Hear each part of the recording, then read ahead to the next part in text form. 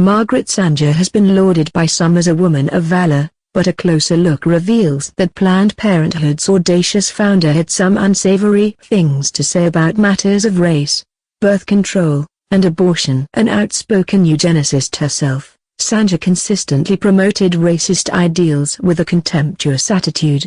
Advertisement. Advertisement.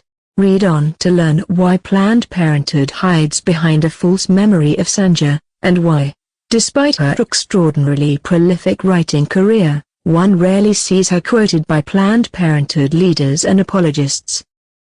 The most merciful thing that the large family does to one of its infant members is to kill it. Woman in the New Race, ch. 6, The Wickedness of Creating Large Families. Here, Sanger argues that, because the conditions of large families tend to involve poverty and illness, it is better for everyone involved if a child's life is snuffed out before he or she has a chance to pose difficulties to its family. We should apply a stern and rigid policy of sterilization and segregation to that grade of population whose progeny is tainted, or whose inheritance is such that objectionable traits may be transmitted to offspring.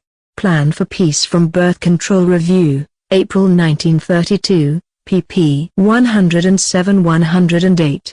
Click here to sign up for pro-life news alerts from lifenews.com. Article 1. The purpose of the American Baby Code shall be to provide for a better distribution of babies, and to protect society against the propagation and increase of the unfit. Article 4. No woman shall have the legal right to bear a child, and no man shall have the right to become a father, without a permit. Article 6. No permit for parenthood shall be valid for more than one birth. America needs a code for babies, the 27th of March 1934. Give dysgenic groups, people with bad genes, in our population their choice of segregation or compulsory sterilization. April 1932 Birth Control Review, pg 108. Birth control must lead ultimately to a cleaner race, woman, morality, and birth control. New York, New York Publishing Company, 1922. Page 12. We should hire 3 or 4 colored ministers, preferably with social service backgrounds, and with engaging personalities. The most successful educational approach to the Negro is through a religious appeal. We don't want the word to go out that we want to exterminate the Negro population, and the minister is the man who can straighten out that idea if it ever occurs to any of their more rebellious members. Margaret Sanger's December 19, 1939 letter to Dr. Clarence Gamble, 255 Adams Street, Milton, Massachusetts. Also described in Linda Gordon's Woman's Body, Woman's Right, A Social History of Birth Control in America. New York, Grossman Publishers, 1976. A woman's duty, to look the whole world in the face with a go-to-hell look in the eyes, to speak and act in defiance of convention. The Woman Rebel, Volume I, Number 1.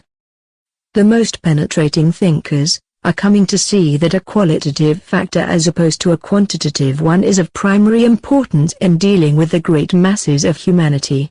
Click like if you're pro-life. Pivot of Civilization, 1922. Here, Margaret Sanger speaks on her eugenic philosophy, that only the types of quality people she and her peers viewed as worthy of life should be allowed to live.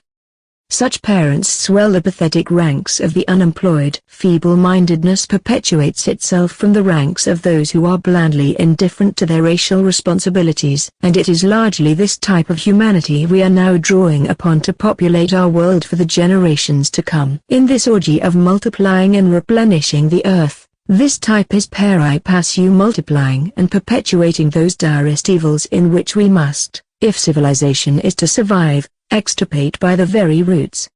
The need for birth control in America, quoted by Angela Franks. Women of the working class, especially wage workers, should not have more than 2 children at most. The average working man can support no more, and the average working woman can take care of no more in decent fashion. Family Limitation, 8th edition revised, 1918. Life News Note. Lauren is a legislative associate for Texas Right to Life and a graduate of Ave Maria University. This post originally appeared at Live Action News and is reprinted with permission.